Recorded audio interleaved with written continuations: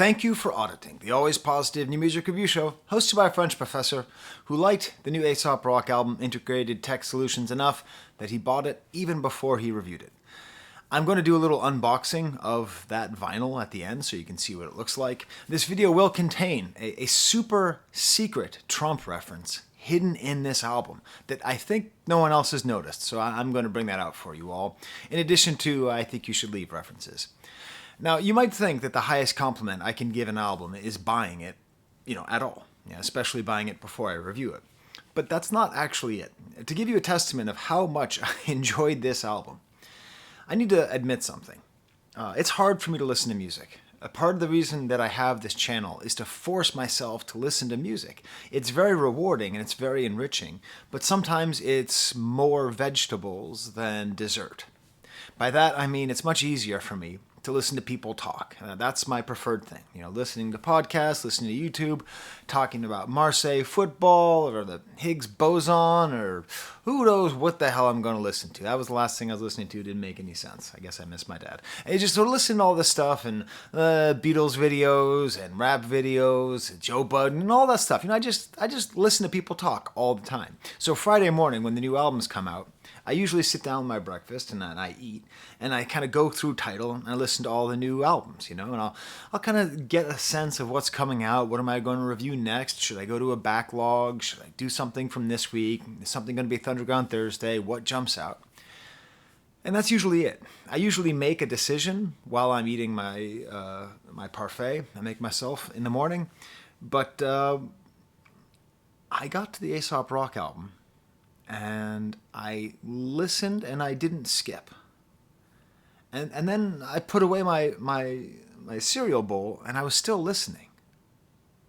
And then, I could have listened to a preview of the, of the Marseille Lens game, but I decided to put that later. And I kept listening and I kept listening. And I listened to this album all the way through, beginning to end, all the way to my office. Walking into the door of my office is when this album ended. And that gives you an idea of how powerfully listenable and enjoyable this album is. It's a cliche to say, oh, I laughed and I cried, but I legitimately laughed and I cried. I remember the spots where I laughed, and I remember I was driving by, probably quite fittingly, a recently created Amazon fulfillment station, strangely named, when I cried at this album. And I'm going to share that with you. But you might be sitting there, you might be thinking, but Skye, you're kind of a dick. When it comes to Aesop Rock, your last review was saying that he maybe wasn't as deep as people think he is. Your review of the album previous to that was a little bit too hung up on his talking about using hallucinogens. How can you be complimenting this album so much? I don't know. Maybe I finally get Aesop Rock. Maybe he's changed in a way that suits me. Or maybe this is just his best work. You can tell me in the comments, okay? I'm not an expert on Aesop Rock. One thing I will say is that he has this reputation, which I understand, as being a sort of rapidy rap guy, as having the largest vocabulary of any rap artist, with the exception of Bus Driver. Okay, but that doesn't mean anything to me. Like a big vocabulary with no flow or with no meaning is just a thesaurus and a dictionary, right?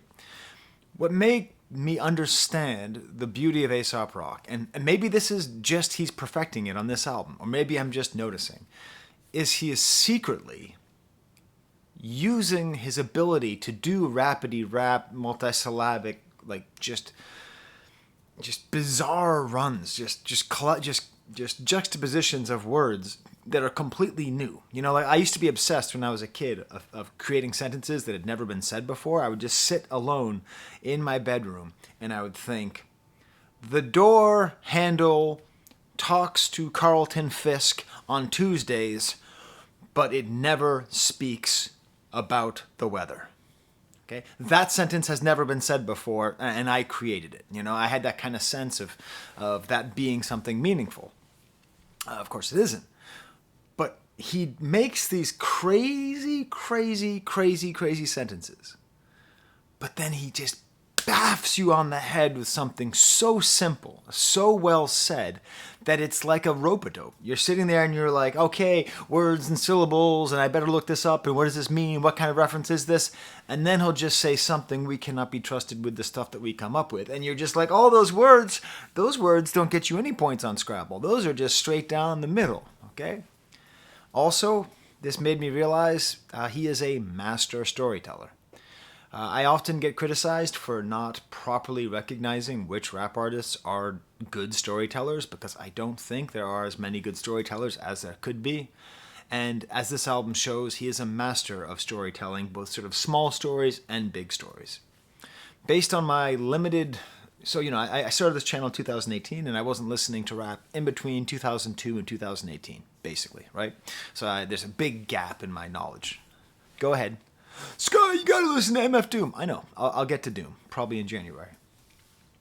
But it seems to me that the only other person who's really in this lane, based on what I've heard, is Lupe Fiasco. And I'm not just saying big vocabulary, smarty pants. Yeah, the smart is there.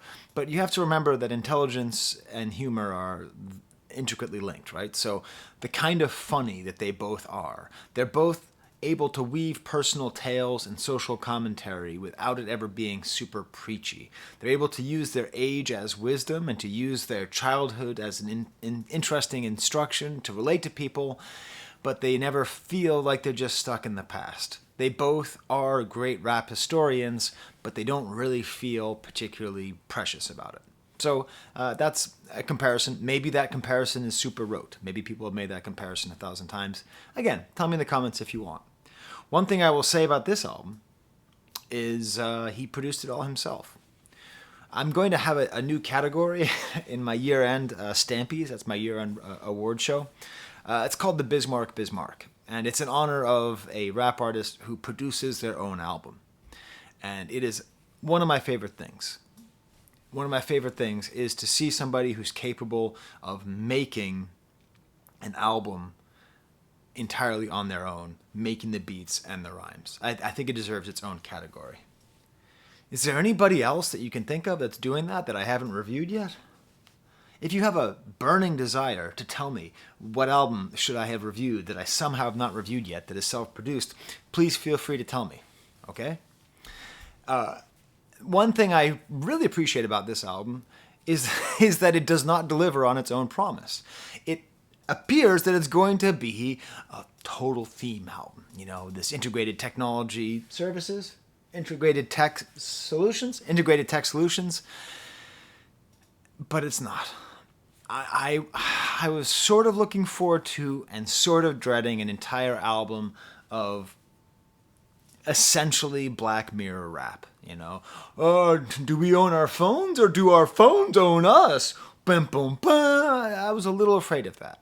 Fortunately, the technology is what I would call a tertiary theme, which literally means third theme. It is a big theme in the album, but there's two more themes which I find to be more interesting. The secondary theme is how does society treat its forgotten members? How does it treat the low, the least of us? Okay? I'm not going to quote the Bible about whatever so you do to the least of us, my brothers, you do unto me. But it's that basic idea. How do we as a society treat people who do not give us value?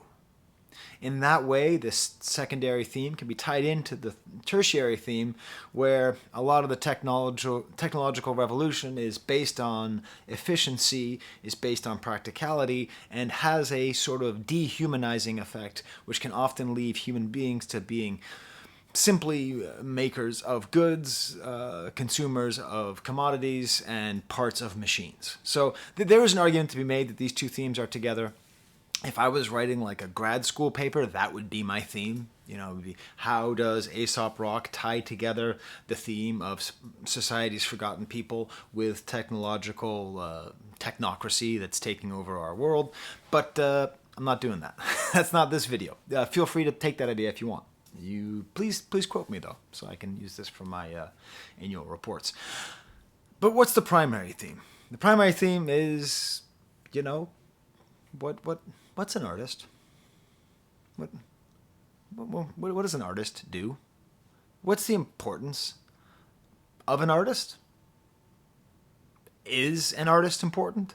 Maybe we can take these things all together and sort of see that an album about the artistic process in a genre which has largely been dominated by its relationship to capital and the accrual of capital as being some kind of revolutionary act. I'm going way out there, but you're following me. I know you are. It's really about what is success as an artist. He's a guy who's like 1 year older than me, okay? And he's had a long career, and he's not a household name, and he's true to his own vision. What is an artist, and what does an artist do? Before I go further, I need to address the white elephant in the room, which is that I am always uncomfortable talking about white rappers. Why? You might not have noticed this. It's not a filter. I am this white. Okay, transparency, right? And I want to talk about it. People always get super angry and call it white guilt. It might be white guilt, but I want to go a little bit deeper into it because it's more like, how do we view art? And I think my problem was, and probably still is, I have had a limited view of rap music. See, in general, you can listen to art to feel your own feelings or life experience reflected back to you. A way of sort of mediating life, like your life. That's why when I listen to Radiohead, I feel like I'm listening to myself work through my own feelings of alienation and anger and sadness and all that, because I culturally, materially relate to them greatly. In a similar way, say, Neil Young.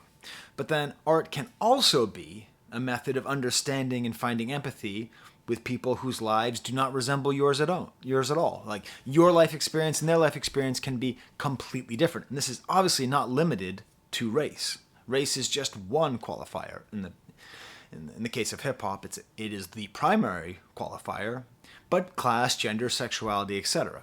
So with my interest in rap music being primarily through that trying to understand somebody who has been given a lot of voice in society, being a white cis male like myself, the voice of the voiceless I thought was interesting. And I still believe that listening to rap music and taking it seriously is a way to listen to the voice of those who are not given a voice otherwise.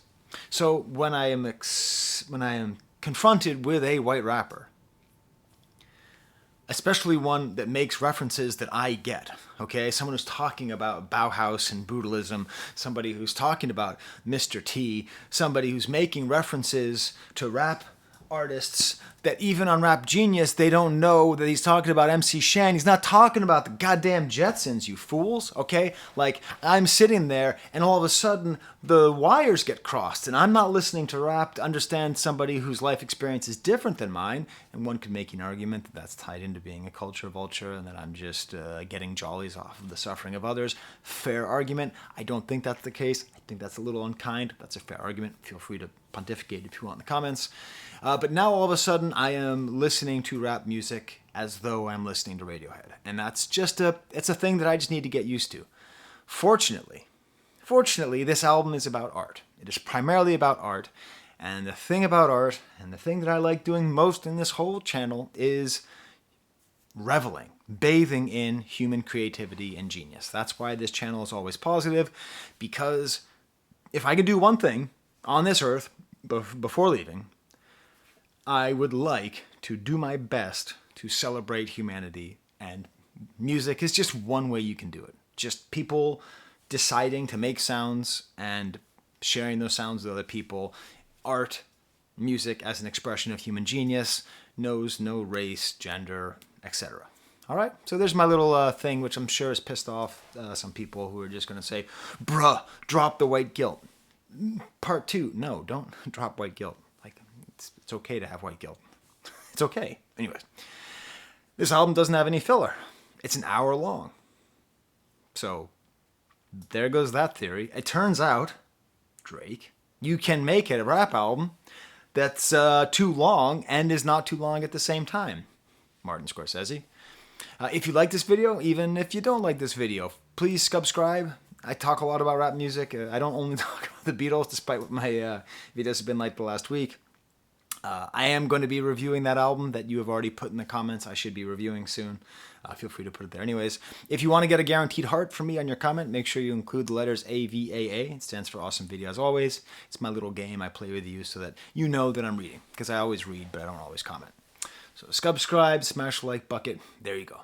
All right, so what's a stamp of this album? Now you'd think that the opening track about technology, I think, would be the exemplary song, but no, because I think the primary theme of this album is the role of the artist, and that's the reason why click above the album itself to hear the song Pigeonometry.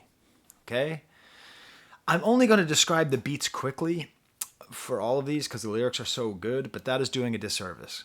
It'll be really hard for him not to win the Bismarck this year because every single beat is good. Every single beat is well made, is interesting, is engaging, it develops. There's like an A part and a B part and sometimes a C part, and he knows when to take out parts of it to emphasize the vocals. Just as an example, this song starts off with drums and pigeon sounds. And this is a song all about drawing pigeons. Already, I love pigeons. I do. I've defended pigeons my whole life. And what does it mean to defend a pigeon? Well, this is that secondary theory, okay? That secondary theme of the least of us. Pigeons represent parts of our society, parts of our world that we want to minimize and would like to disappear, but still continue to thrive and exist, and we need to recognize them. I like drawing pigeons. People tend to feed them or forbid them. Either way, it's rare to see them individually considered. They're always like a million eating cigarettes and ketchup. There's a sentence that's never been said before. Just an awesome rhyme, you know.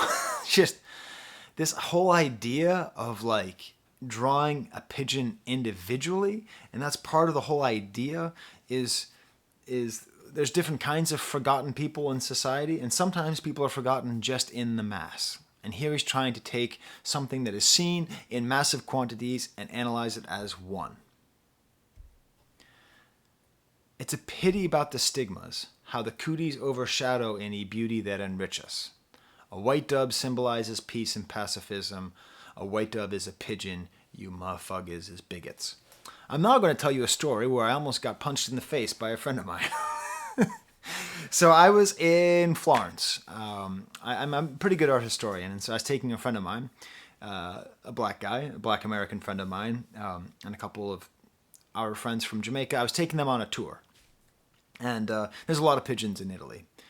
And my black friend was telling me how much he hated pigeons and how dirty they are and how gross they are. And I thought I was being edgy and funny, but I was being kind of insulting. And I go, pigeons aren't ugly. And he goes, they're rats with wings. And I say, no, Aaron, they're not rats with wings. They're doves of color. Now, when I said that, I meant what Aesop is saying right here, okay? A white dove is a pigeon, you motherfuckers is bigots, is that, right? But I said it in a way which was a little bit too provocative, a little bit unintentionally. I'm not going to say it was racist, but it wasn't cool. So, he wasn't a violent guy. He wasn't going to hit me. But he did not think I was as witty as I thought I was. I was kind of an edgelord as a kid. But the point remains, okay? The point does remain. Pigeons and doves are the same. They are the same goddamn thing. We just love one and hate the other. And it's not because pigeons have color. It's because they are more numerous, because there's more of them. You know, I live in the suburbs. Some of my neighbors hate deer. Have you ever seen a deer? It fucking rules. Have you ever seen squirrels? These things are awesome. Anyways, that's another theme of this album, is learning to appreciate the things that are all around you. And so you think, okay, so this is about drawing pigeons, and that's all this is about. And there's this great sort of curling, almost Eastern-style guitar line. Reminds me strongly of the woods in Super Mario Odyssey, if you know that little line there. And then the second verse is all about Da Vinci, Leonardo da Vinci, going to Leonardo da Vinci exhibition. This is why Aesop Rock's album is so incredible. This left turn recontextualizes the whole argument, is going to be fixed and answered with the third verse, but now he's taking us on what it's like a good YouTube video. You know, what a good YouTuber, like, will start off a video and we'll be talking about something, you know, they'll be like, you know, the aloe plant is known for its healing properties. And then like 3 minutes later, they're explaining to you the nature of the prison industrial system and it all ties in together somehow, but you don't know what has to do with the aloe plant, okay? That's what he's doing with this verse. He's at the, again, master storyteller, right? So he's here and he's seeing all these things that Leonardo designed. And he said, honestly, it's pretty overwhelming, contraption after contraption that had us holy helling. The joy of his rhyming and creating a term like holy helling, to take the term holy hell and turn it into a verb. Later in the afterglow, grab a tablet, have a go. I might invent some vehicle or diving suit or catapults. So this is this moment. And this happens all the time with any creative endeavor. Maybe you've watched one of my videos and said, I am going to do this.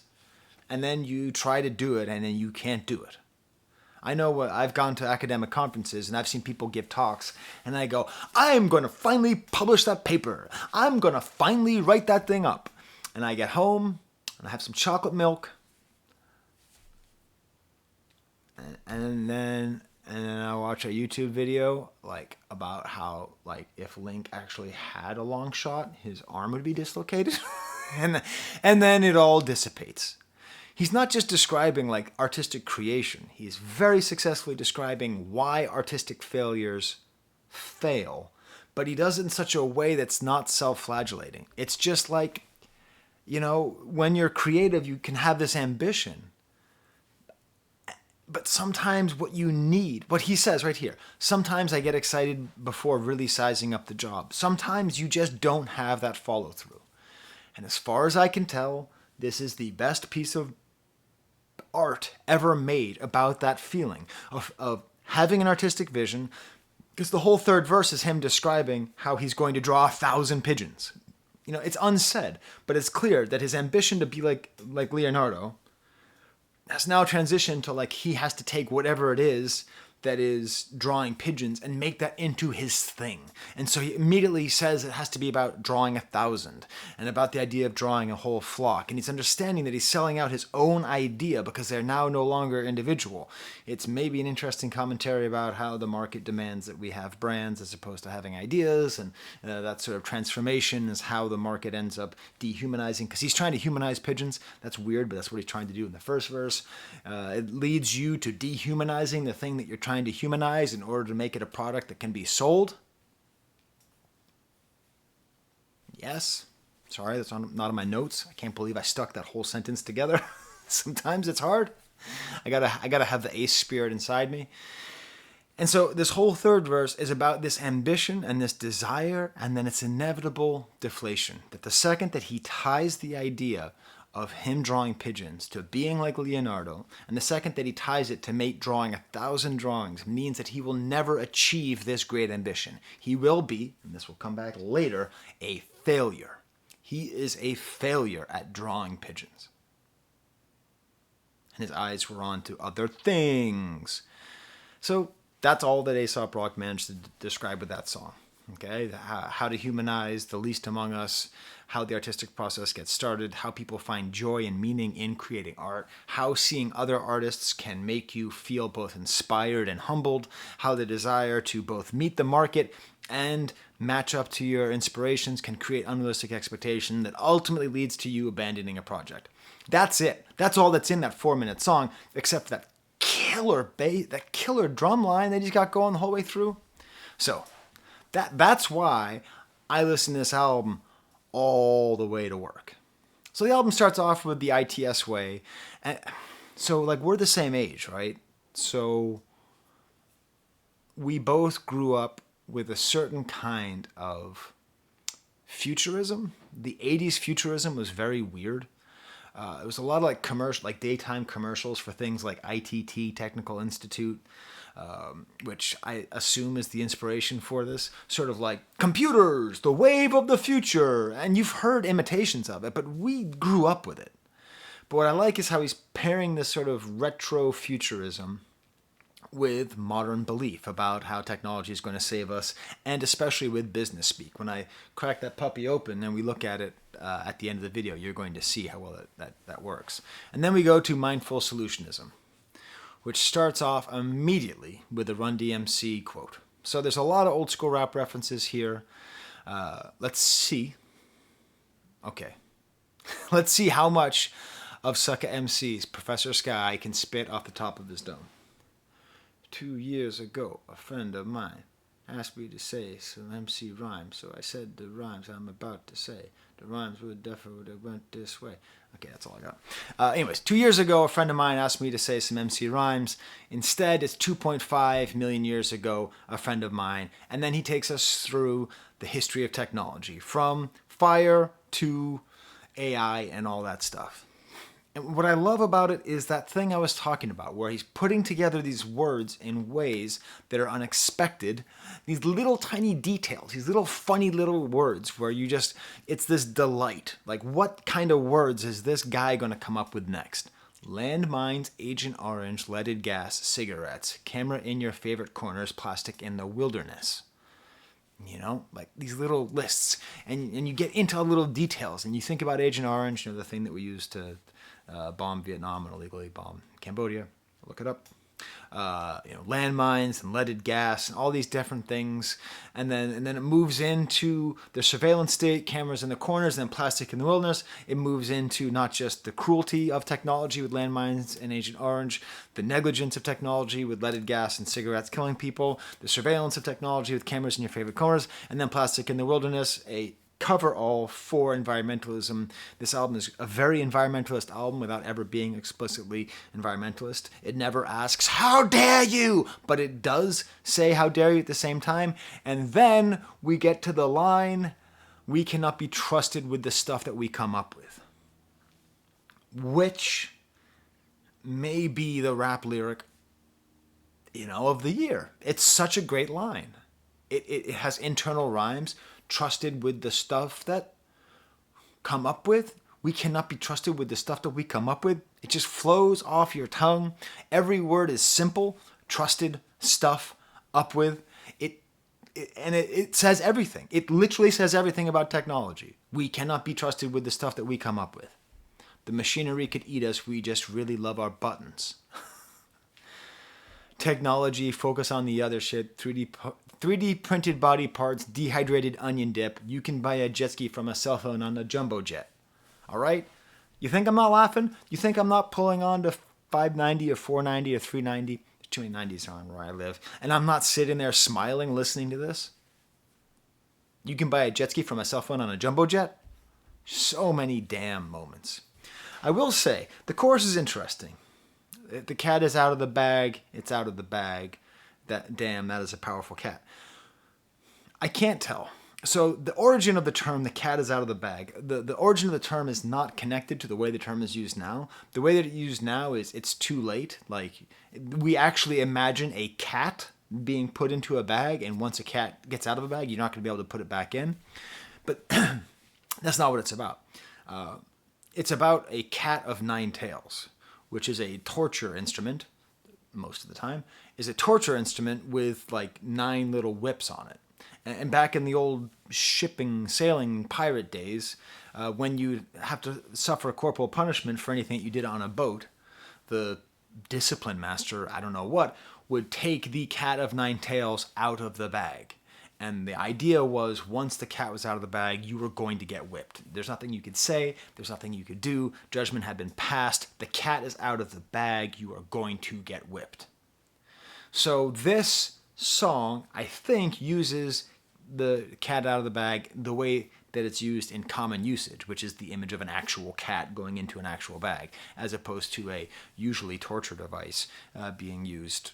But at the same time, I don't know, maybe it works both ways. It does kind of work both ways. And it's just a great line. That's a powerful cat. Track 2, immediately drops the theme of technology, which is great. Great killer rising staccato beat. Oh yeah, the beat on that on the mindful solutionism just has. It's sort of like a hybrid between like 90s big beat techno style and like 90s rap music. It just has this great crunchy sound. Whereas Infinity Phil Goose Down has like kind of this rising staccato beat. If you listen to the album a bunch, really focus on the snare and the guitar bits. And this mostly seems to be themed around the idea of Animal Farm. I'm not going to get too into Animal Farm by George Orwell, except to tell you, you can listen to it as an audiobook for free on YouTube.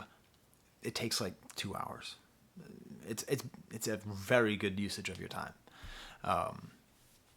But I really love, like, again, the production on this album. There's like this jazzy and cool section with a guitar. I think there's a sample of LP, the rapper LP. Speaking of someone who's prone to win the Bismarck Awards. And there's like scratching, like actual, which you don't hear very often. I can introduce you to another realm, help you with the move, but only you can go fuck yourself. Just a very funny line. Bumper to bumper, sending turtle shells at one another. I'm good for any Mario Kart reference. And then there's, that tech interlude, but the tech interlude, again, doesn't really feed in. Like, this theme is basically gone for most of the album. Living Curfew has great sort of Kraftwerk style keyboards at the beginning, a really fun flow with slight pauses in them, a really weird, like, slowed down voices interlude. It makes direct reference to Brian Eno, who does not get a lot of reference in rap, although realistically there's some good secondary influence from him on rap music. And then we get a verse from Billy Woods, and Woods is a great collaborator. And it's funny because Aesop Rock was on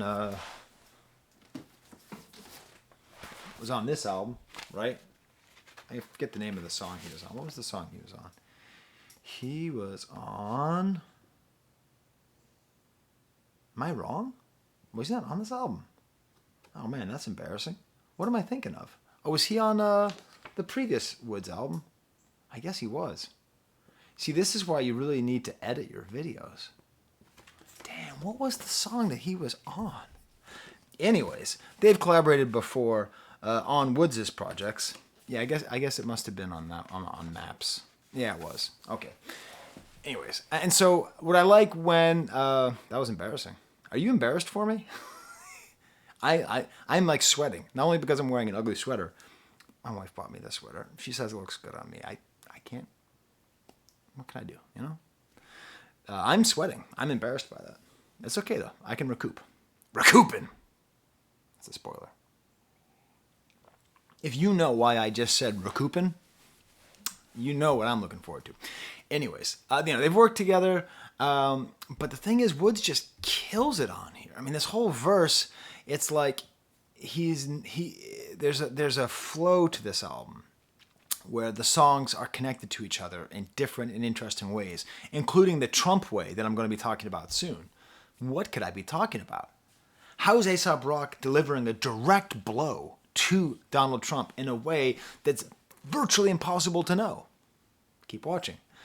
But, he talks about a mad woman feeding birds, and all of a sudden, Woods is cued into the concept of the least of society, because that's one of Woods' big themes, right? That's why I got confused. That's why I mixed up and thought that Aesop Rock was on this album, because I think you can make an argument that that's one of the primary themes of this album as well. At least it's an important theme in the Armand Hammer albums.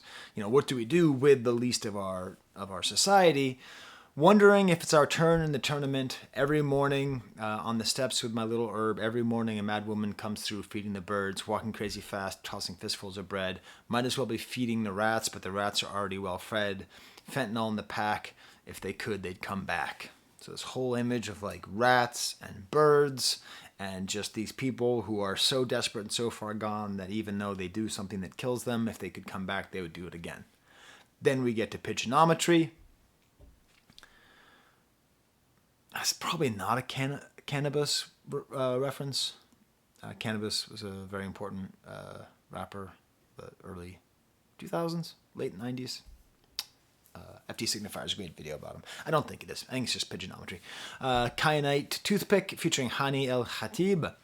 Maybe one of the weaker songs on the album, still great. Just these psychotic low synthesizers, a cool like foreign language sample comes in, just really like low bells and low bass, and he talks about being paranoid and references "What's the Frequency, Kenneth?" And you know he's not referencing the REM song. He's referencing the moment in the '80s when a TV announcer freaked out. He has a line. So the other thing is, it's my brother's birthday. My brother who taught me about rap music.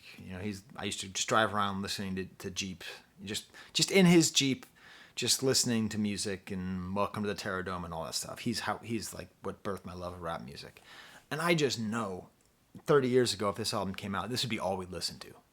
Tune in, how's my driving? Drivers start dialing. I drive like a man who dies trying, just like the joy of it.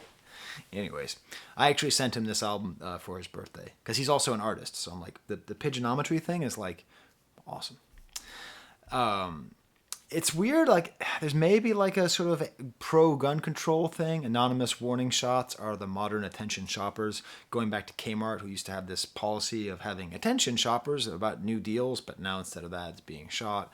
And then there's the artist flex where he talks about, I'm on that Bauhaus, I'm on that Brutalist. So he's talking about like, Bauhaus was a 20th century design concept school. Brutalism is another school of thought. If you ever come to Rochester, New York, you must go to the Unitarian Church.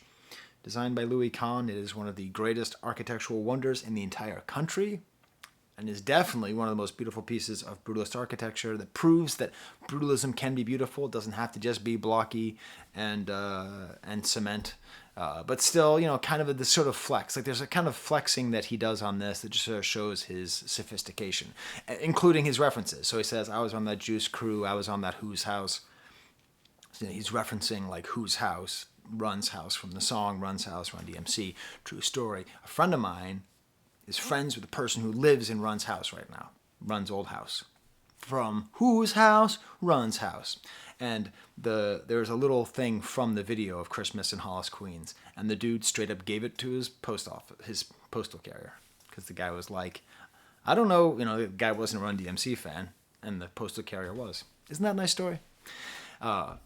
Anyways, references Mobius, the great French artist, cartoon artist, references Minor Threat. Again, all these references, which like high school Skye is like, that meme with what's his face, the guy, Leonardo DiCaprio, the pointing with the cigarette. I recognize that. A lot of that going on here. Then we get to the track 100 Feet Tall, which I'll just briefly get through. This offbeat synthesizer sound, this wailing guitar, and then like this crazy second verse. Like the beat gets totally different, like this guitar and percussion. But really, we just need to I can't. So it's two things. It's about meeting your idol when you're a kid, and it's about the cultural status of Mr. T. So I'll take one and then the other, okay? So as a masterful story, it's a masterful story about meeting someone who you look up to. When I was maybe 4 or 5 years old, my parents took me to the Boston Commons to meet Spider-Man. I don't remember this. I just bawled my eyes out. I just saw the guy and I ran away. That's not the case here. There's this wonderful, cute story about somebody who you cannot imagine how famous Mr. T was. Mr. T was one of the most famous people in America, and definitely the most recognizable person in America, right? Because he had a mohawk. So anyways, like the whole story is this like cute story about the way that we perceive of people when we're younger. And then it becomes a song about the appreciation of Mr. T, who is very often used to ridicule black masculinity. Now, I'm not FJ Signifier, and he's not done a video about Mr. T, but I'm sure it's on its way, because he was this cartoonish character of being a muscular, gruff-talking, streetwise African-American dude. He was like a cartoon. He was literally a cartoon. There's literally a Mr. T cartoon. Literally a cartoon of him. But at the same time, he was like this inspiration to the kids who passed on these positive messages. There's something about Mr. T and the way that America was coming to terms with black masculinity that I am not even close to qualified to discuss. But I could tell you there's a lot of interesting stuff right there. There's a lot of interesting stuff. How did somebody become so famous? And part of the reason he became so famous was because he was so easy to mock, okay? He had all these catchphrases Most famous is I Pity the Fool. My personal favorite is Your Trademark is Stupidity. He would talk like a cartoon, and he would say these words about fool and all, and it sort of gave white people permission to laugh at black people, but at the same time they were looking up to him. It's all a big mess, and it's not really the center of this song, but it's fascinating. Well, we have all these details of the Carnegie Deli, and then it makes, then at the end, I gotta move back. The lighting got way too intense right here. And then it becomes like just this pure praise of Mr. T and all the things that he talked about. If you've never seen Be Somebody or Be Somebody's Fool, it is a movie. It is a movie that Mr. T made. And I have watched it, and I'm going to admit, ironically, 30 times. It is some of the funniest. The way that he says the word William Shakespeare will never not be funny. It's written by a man named Shakespeare. Unbelievably funny. That's where recouping comes from. But at the same time, and he's the worst rapper in the history of music. He cannot rhyme on a beat. He couldn't rhyme on a beat. He just couldn't. Seriously, Barney Rubble is a better rapper than Mr. T. But at the same time, like, it was this kind of cool thing because it's about like the value of perseverance and standing up to bullies and how to like recoup in a bad situation. And he even has this whole thing about not wearing labels. You know, he's Mr. T. He was a cartoon. He was a brand. He could have been all 4 labels, but he has a whole song. He has a whole like segment. You don't want to wear Gloria Vanderbilt. Sorry, is it offensive for me to do a Mr. T impersonation? Tell me in the comments. I don't think it is, right? Because like Mr. T is, that's not like a traditional voice, right? That's not like, I'm not like imitating a common sounding voice. I'm imitating a specific person. Anyways, I've already done it. Cat's out of the bag. Maybe in both senses. But he has a whole thing about you don't want to wear Gloria Vanderbilt. So like in the song, Aesop Rock talks about the lessons that Mr. T gave. Never talk to strangers, stay in school, don't hang out where the yay is, where the cocaine is, love yourself, and fuck designer labels. Thank him for the guidance. Thank him for the cereal. Seriously, it was righteous. Hey, I will eat Mr. T's cereal, by the way. I've eaten C-3POs. Those came out before. So you can eat them. You can order. So maybe I'll do that on Instagram or something. If anyone wants to send me a box of Mr. T cereal.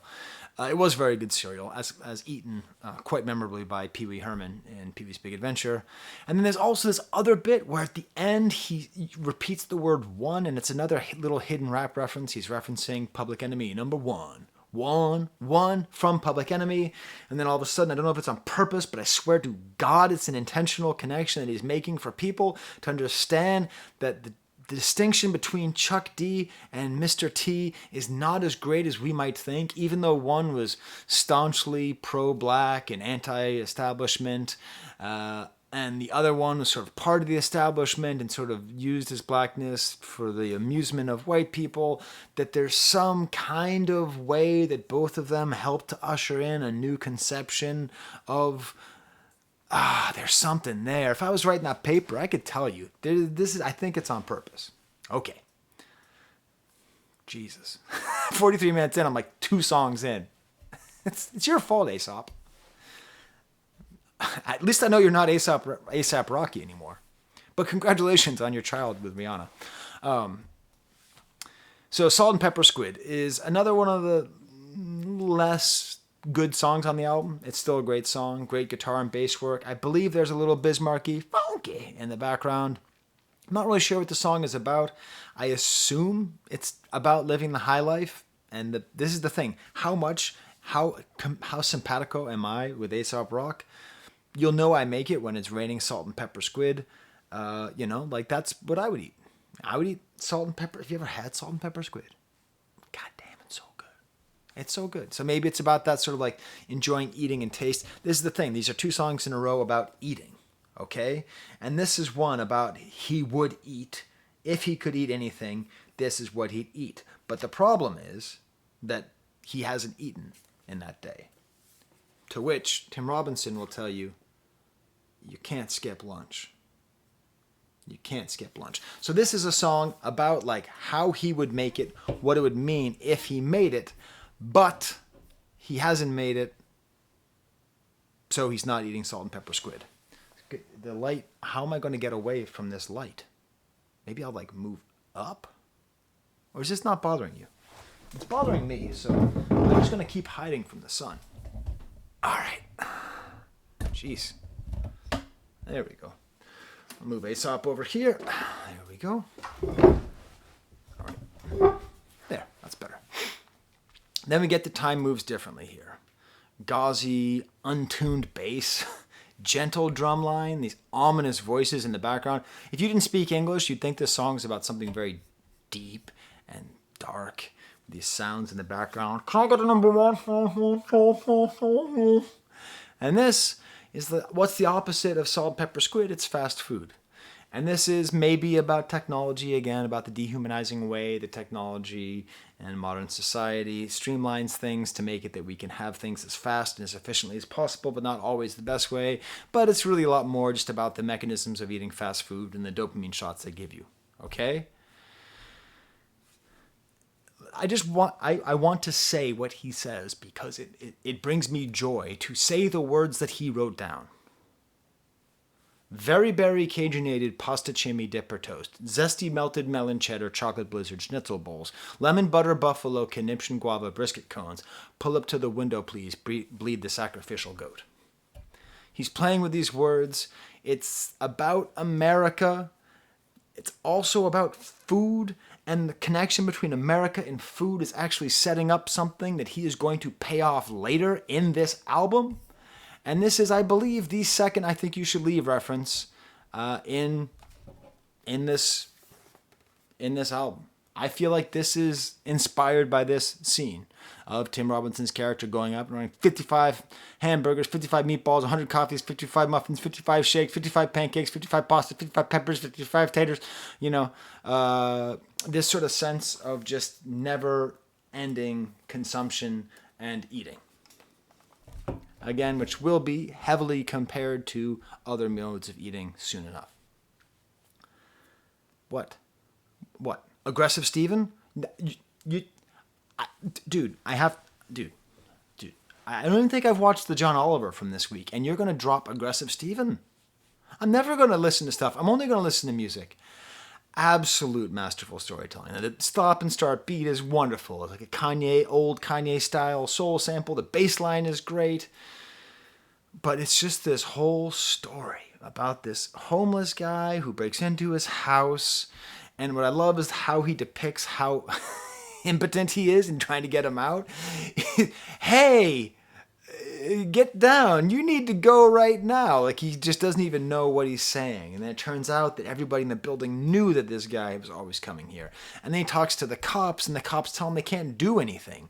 Do you want to be the victim? It goes over and over and over again. And what he realizes is that he is powerless to help Steven. Steven breaks into his house, messes up his stuff. He can neither send him to jail because that's pointless, nor can he fix him. What have we done with the lowest of our society? We have done nothing. We are ensuring that we come back and that Steven, and the details that he's able to give with what his loft looks like. He gives you all these crazy details. It's like you're really in there with him. And then he tags it with upstairs sucked, the cat's doing fine, the rest is just stuff. And that's true. If you ever get robbed, as long as you don't get John Wicked, you're all set, you know? Like, as long as your pets are fine, your humans are fine, the rest of it's just stuff. It's a beautiful song about what do we do to the least of our society. And it's a great indictment. While at the same time, like, you're feeling bad for him because, like, you know, obviously he's angry. He doesn't want his stuff broken into. So then we get to another sort of suite of songs, a sort of duology, the nature duology, 2 songs back to back. Bermuda featuring Leilani, who does the great singing on this song. I will send you flowers, catchy and cool, especially when she just gets to sing later in the song. Some backwards guitar song, just this very low, menacing, cool bed for his voice. Theory time. Who does that? Heavy spoilers? Is that who says theory time? I don't know. I don't watch YouTube anymore. I just listen to Aesop Rock. Aesop Rocky. I think this was either inspired by The Last of Us or was recorded for The Last of Us. Because got the kingdom of chlorophyll assembled for a spring cleaning? This is just Last of Us, you know? Delilahs grow out of my back, hyacinth over my trunk, 12,000 species of moss, algae upholster his tongue, tubers and roots in his shoes, give me a few to diffuse. It's great. Beautiful interlude, amazing theme. Like it seems as though he just sort of gets into these realms where he's like, okay, I'm going to do a song. It's going to be about nature. Maybe this is in relation to the technology theme. What are we giving away? It's the sort of like undercurrent of technology. And then we get to By the River, a song which I played for my daughter and said this is like the favorite thing she's heard since the Reverend Kristen stuff from last week. Cool, jazzy, muted saxophone, double hi-hat, kind of stilted crescendos here and there. This trumpet keeps playing, and it's a whole song. Little girl likes her brain. He likes rivers. I like rivers. This is that simplicity I'm talking to you about. He just delivers this idea, I like rivers. And it's about appreciating nature, and that's maybe the thing, right? That the album isn't so much about the evils of technology as much as it is about the glory of nature. And what's implied is that the glory of nature and the glory of humanity itself is being undercut by our over-reliance on technology and the systematic business think that it engenders. Someone once left an angry comment saying I'm over-caffeinated. I'm just excited about music, man. He's just so capable of spitting, and he just gets so simple. He talks all about about his love of water, and it's hard to put a price on water for the village, and even at the end he says he doesn't even want to go to water. He just wants to know it's there if he ever want to. And so it's a beautiful song where we just, as my daughter said, someone had to say it, I like rivers. Next track is called All City Nerve Map, which has this great sort of lowered sound. The production here reminds me a lot of EPMD. I don't know why. Speaking of self-produced. Hold a can of ruby like a spam musubi. In a blink, I could turn a block or two into a pomegranate smoothie. One thing I like is that he's sort of embracing his age. He's kind of doing an okay extra thing here. Here, boy, Ace from before the first Star Wars. I survived Action Park. I survived lawn darts. Both sort of crucial things for tri-state area people who grew up in the 80s. Cool, catchy bit here with a synthesizer. And then Forward Compatibility Engine with Rob Sonic is great because how is the song not called Roof Dogs? Because it's all about roof dogs, which I guess has something to do. I had to look this up on Genius. Like apparently when he was in Peru, there's a lot of dogs on the roof, and the whole song is sort of a surreal explanation of a trip to Peru. It's also maybe about like how we conquer when we travel. He talks about putting a flag down, and it turns out it's the back of a monster. The sense that we have when we travel, that we sort of own things and we sort of colonize them. This is where we get to this idea of Jane Stop This Crazy Thing. Oh shit. Okay, so Jane Stop This Crazy Thing. It was sampled and sort of played around by Marley Marl when he was producing the album by MC Shan. Marley Marl, maybe the best producer in rap history. Definitely top 3, I would say. So it's interesting because he's actually playing around with a pitch on a keyboard. Jane, which basically no one did that. Like that was like an idea of producing that didn't really find much success. But it's a sample from the Jetsons. And maybe it is about the Jetsons, because on the Jetsons, it's when George Jetson gets a treadmill for him and his dog, Astro. Astro is Scooby-Doo. It's the same thing.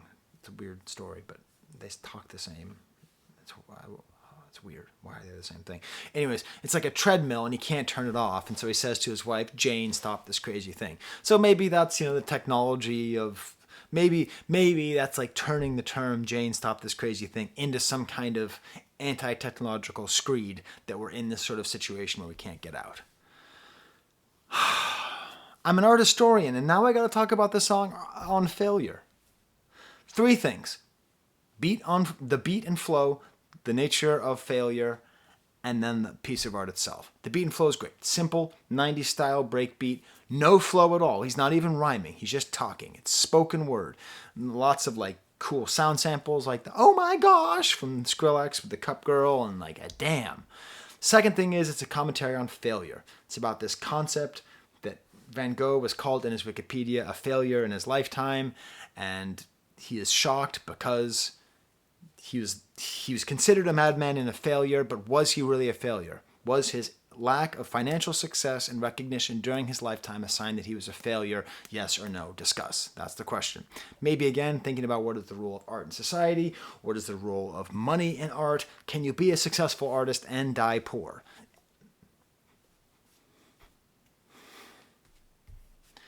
What I love in particular is how he's so focused on one particular piece.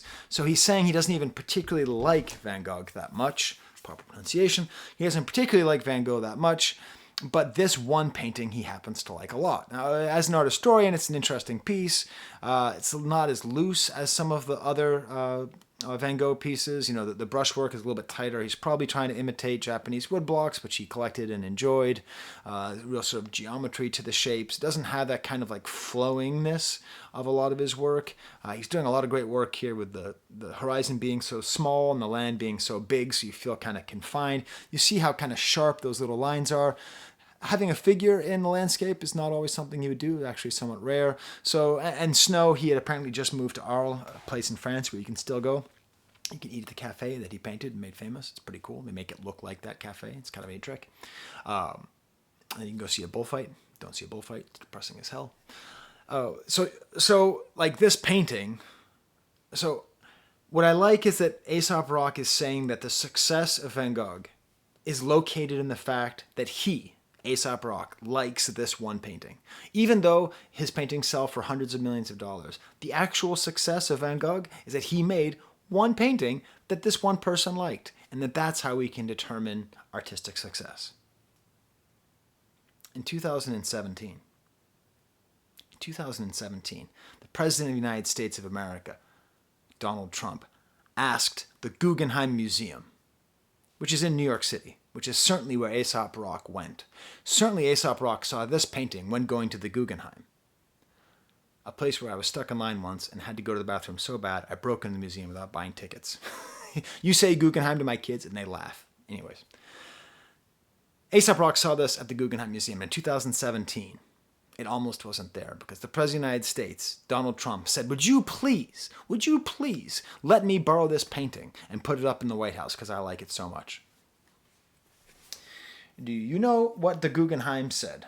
The Guggenheim said, no. I will give you. Instead, you can borrow a piece of art called America, which is a solid gold toilet made by Maurizio Catalan. So they were trolling Trump. The Guggenheim Museum said, you can't have the Van Gogh, but you can have this golden toilet which represents America. It's called America, and that maybe it echoes Montaigne's sentiment from 1580, sur le plus haut trône du monde, on n'est jamais assis que sur son cul. On the most beautiful throne in the world, you're always just sitting on your ass. I don't know. I don't know, but I will tell you that it's a very funny story in art history that he was offered, instead of the Van Gogh, a toilet that was made out of solid gold. The next song is called Solid Gold. Oh, you see? I stuck the landing. I don't know. Cool sample, crazy drum fill, like beat. It's just crazy. This voice is kind of attacking out of somewhere. I would love the instrumental of this track, especially like the kind of far away bit. The chorus kind of reminds me of G-Unit, the way that it's sung. And it's a cool song about like running away and just being so badass at running away that you learned how to urinate while running, and you don't even know what roses smell like because you can't stop to smell them. Maybe this is about the way modern society embraces technology and productivity to the point where we don't know how to live. Maybe, maybe not. We then get to a duology that ends with the fact that I can't actually relate to Aesop Rock. We might both be white, but my family came over here hundreds of years ago. His family came over from Lithuania. That means he does have a very different life experience than I do. So the last two tracks, as far as I can tell, are both dedicated to being a first, second, or third generation immigrant from a country like Lithuania. Okay, the song is called Vetitas, which is a kind of liqueur, like akavit, like rakia. Okay, it's a very sort of typical drink of Lithuania. And what's cool is the instrumentation here is consciously more emotional The pianos are playing chords, supplemented with synthesizers, very strong bass and drums. And this is absolutely masterful storytelling. And he's talking about the immigrant experience through food. And if you don't know, there's a certain process by which Americans become Americans.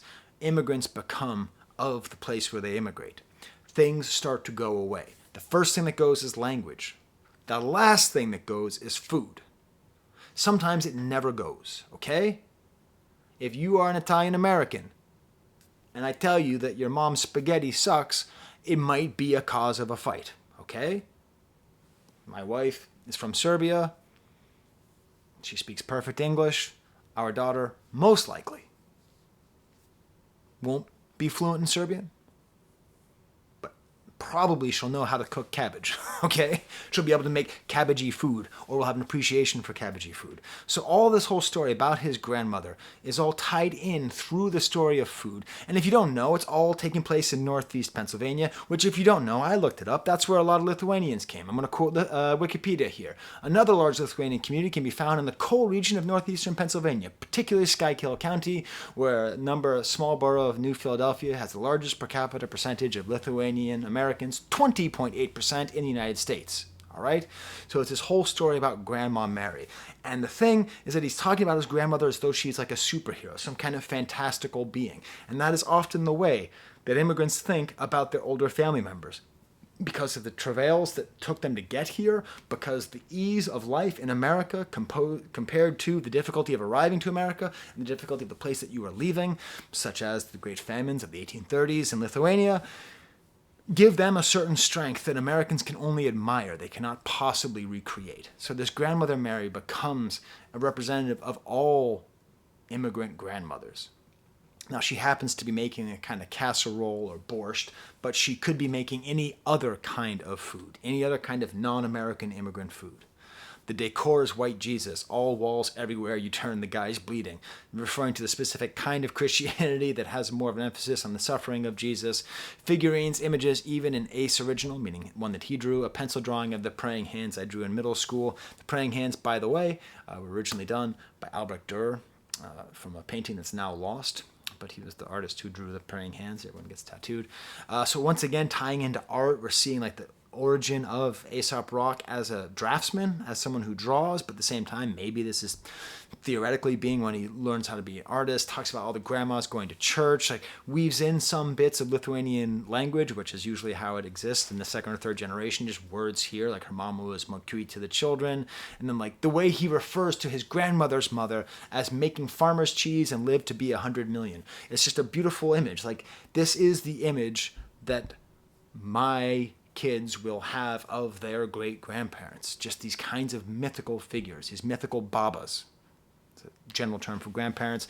Babas are Chuck Norris. She was a lifeguard. She was a fireman. I told you this album made me cry.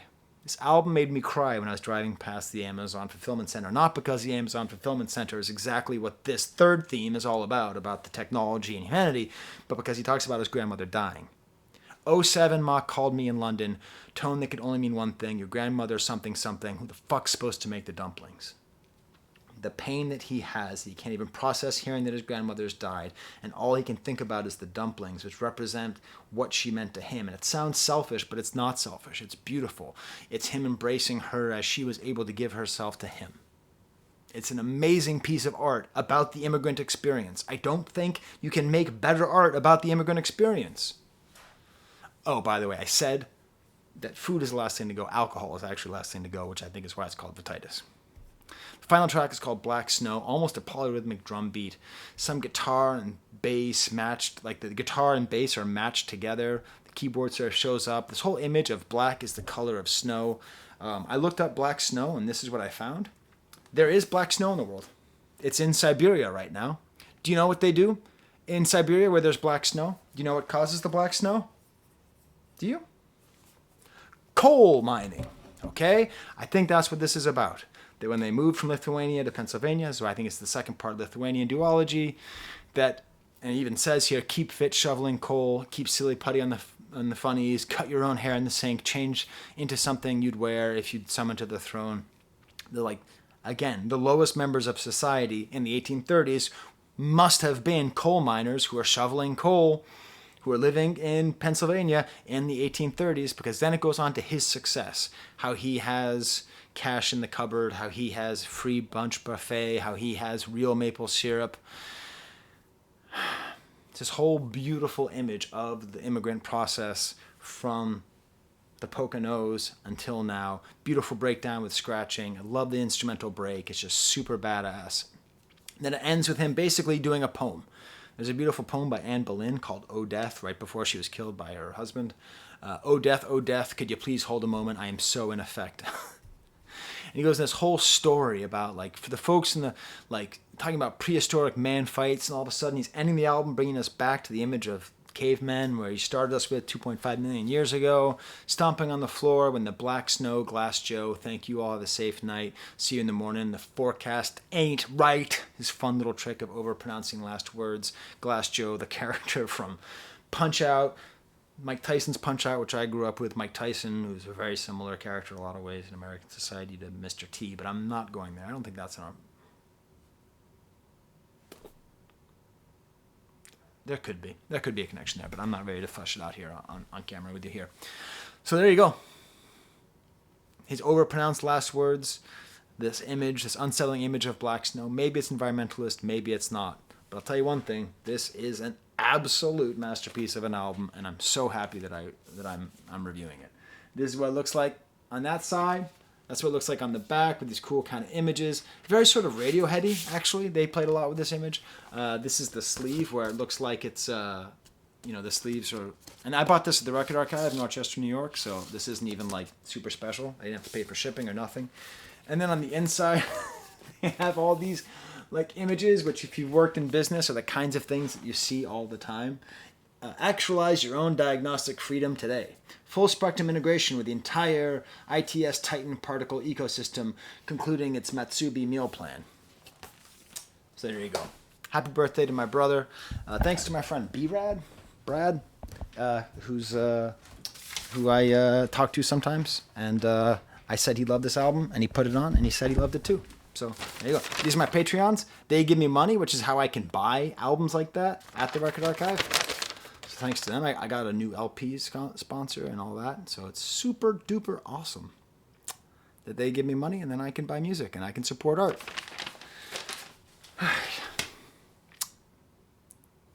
There's the camera.